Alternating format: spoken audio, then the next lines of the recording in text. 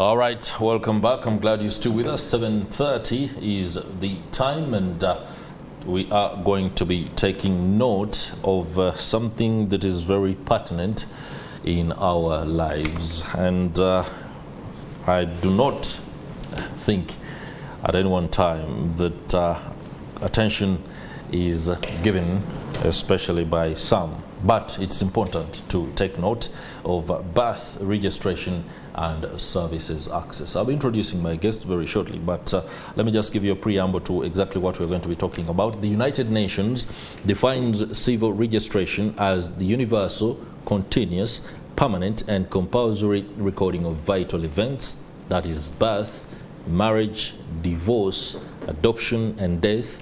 The vital statistics involve analyzing and disseminating data from important events to support planning and disease surveillance, while strengthening maternal and child health services and reproductive health through accurate real-time data.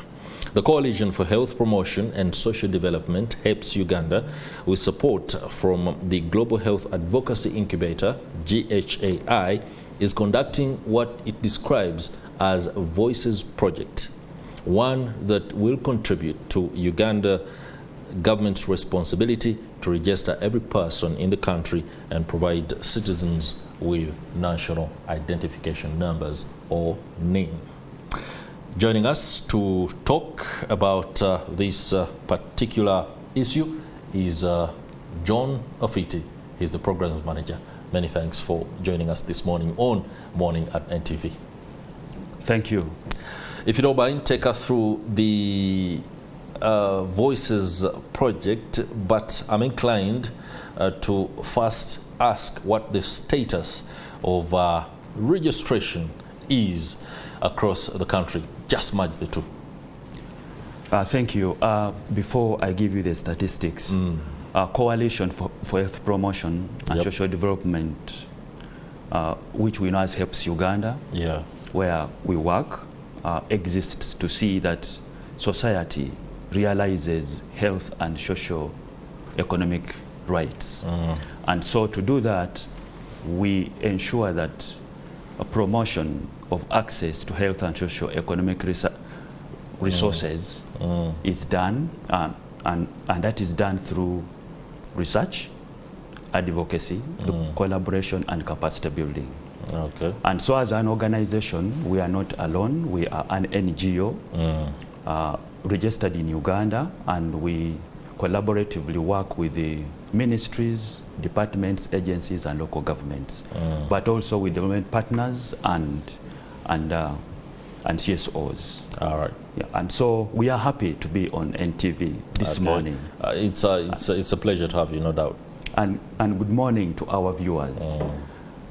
Registration in Uganda, as you've just said, is a human right. That is right. I must be registered. You must be registered. But you see, from our perspective, people seem not to take it as seriously.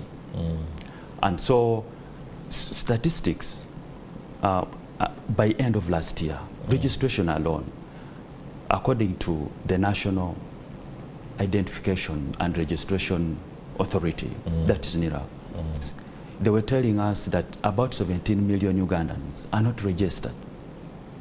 But that is all the people. Now, statistics has increased. That is right. But for today, we are looking at birth registration only. That when a child is born, a system should be in place that before this child is even, say, immunized or after immunization, the process should be registering that child in the system of the country, such that that child has a right to a name, a right to nationality, which is legal identity. That is right. But also, as far as it goes, that child knows and has care of a parent or a guardian. A guardian, yeah.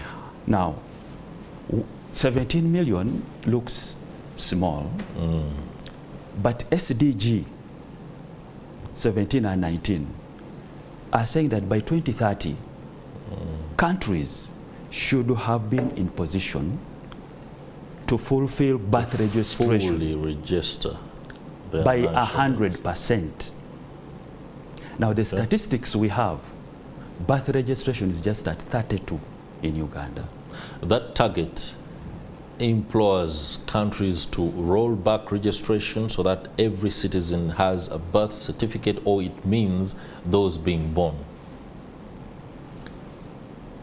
Those being born need to be registered. Yes. Now there are some of us exactly. who were born when the times where registration was a bit difficult, but this is a general comment. Does it require, that particular SDG, does it require that there is retrospective conduct of this process in order for those that were never registered to actually be registered? Indeed. Our systems are growing, and there is provision, even for those who have missed birth registration. You know, Ugandans take things sometimes slow until they're on pressure. But any adult, any adult is free to go back and register, such that they get an in, and after getting an in, that means at 16 and above, they can get an identification card. And after that, they are free to do all and enjoy the other benefits of being registered. Being nationals. But proof of nationality, proof of identity is that you have a birth certificate. Okay. Tell me about the existing framework. When you talk about the fact that as soon as a child is born, they should be able to go into the system. I don't know whether this system is embedded within the public service medical providers, including hospitals, and is it one that is integrated to allow for private actors, health facilities, to also register? For example, if somebody is born in a private hospital and they are registered, can they be simply onboarded onto the system if it is electronic on computer? And is it possible for those that don't have access or are not born in facilities that have computers to simply get the recorded information and then be taken to a place where it can now be transferred to the system? Is that possible right now? It is possible, but it has dimensions. What we have as a country, through the Ministry of Health, we have maternity services. Maternity services, yeah. What we call maternal neonatal child health services. So we assume that there are children who are born in health facilities, but there are some who are born in community. Now there are two options. When a child is born in a health facility, there is provision for that birth to be notified by either a midwife or a nurse who is attending to that mother.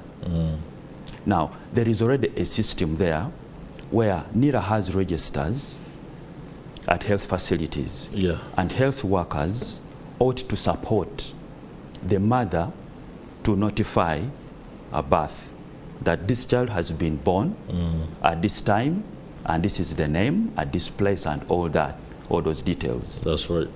Basically, birth registration, according to NIRA, is when a child's birth is recorded in Form 3 of the National Identification Register.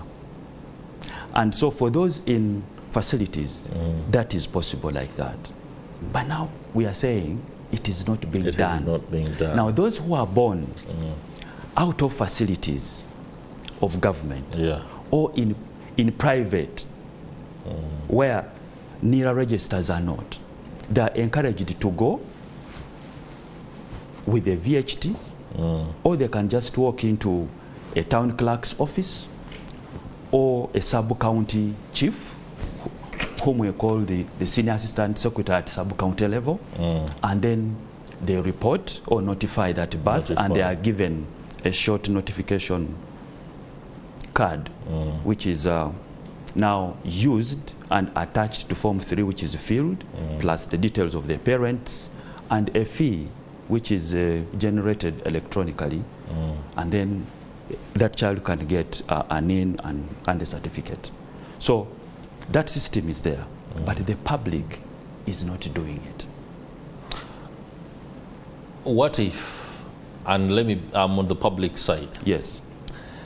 Many people in far-flung areas might not readily have the motivation to walk miles to a clerk, to a community liaison office that has been created for them to notify about a birth that happened in the garden as they were plowing. And it happens very often in villages. Isn't there a mechanism or an initiative that can be supported by HEPS, since you are a stakeholder helping government, in order to have teams that actually go to the villages and be able to scavenge literally for births that happened either in the week or even a day, depending on resources available? It is possible in collaboration, but that responsibility lies in the local government existing structures already through the village health teams and the LOC one chairperson committees, because they are the ones who know exactly where this happens. And so it is upon their mandate to mobilize the citizens to register births on time instead of delaying.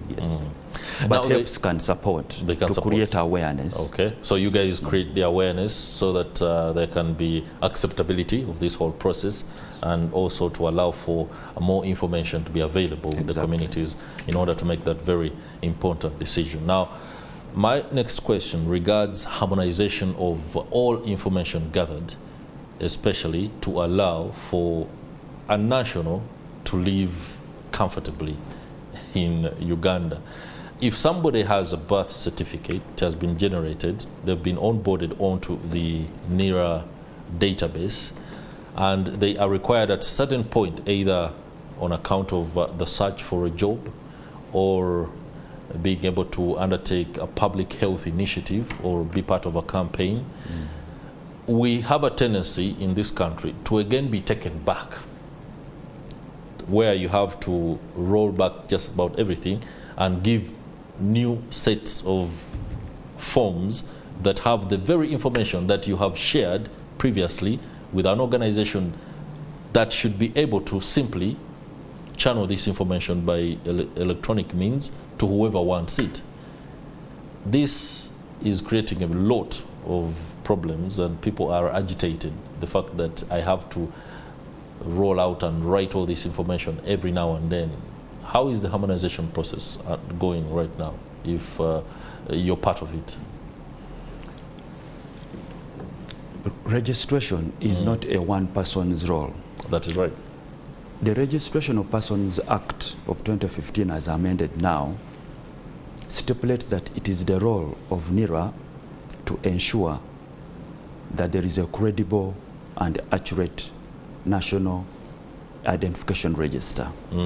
Now, there are other players that are interested, that participate in this. For example, the Ministry of Health, the Ministry of Education, and other MDAs. Now, CRVS, Civil Registration of Vital Statistics, is still young in our country. And that is what causes that agitation. But there are gaps. Before I answer why, if there is any integration or harmonization, the issue is, do Ugandans know the benefits of registration?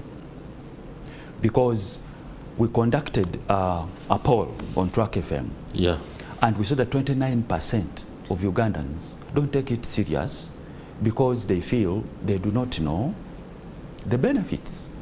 They don't see the benefits. They don't see it actually. It's a case of a government or while 10% a system that doesn't make it worth. While 10% felt that they can do without it.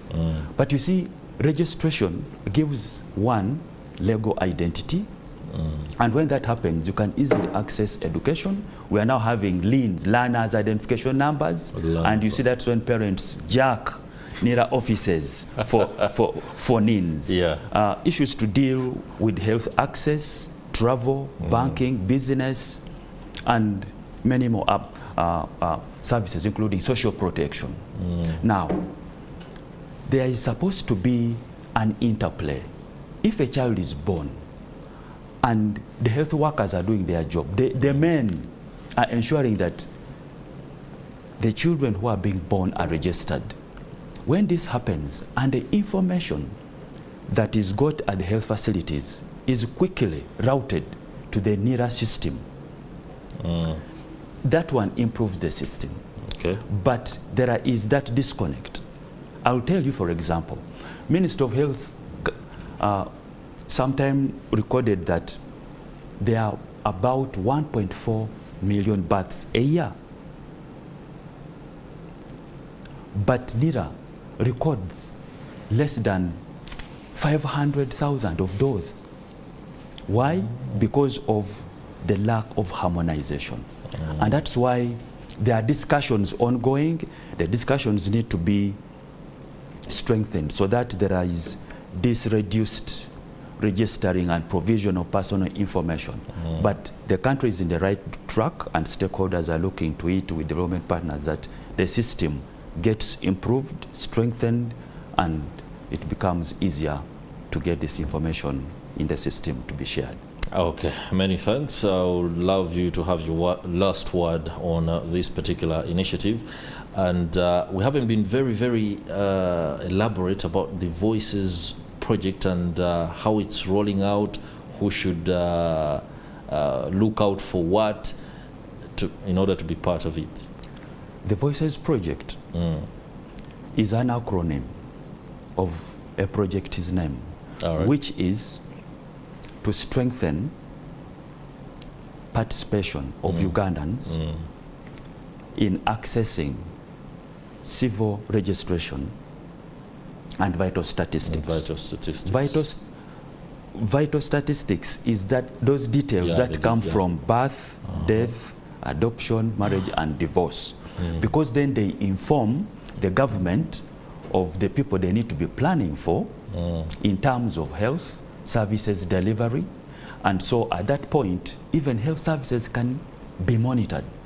Maternal child health can be monitored. And so we are saying, can the parents, it is holiday time, the local leaders, the men, let this discussion of birth registration involve men be at our local levels, in families, in our joints, in churches, in our communities, so that the children enjoy their right, first, of being a Ugandan. But also enjoying the other benefits. I see some challenges coming up. If people are to be very enthusiastic about this registration thing, it will bring in that conflict on DNA.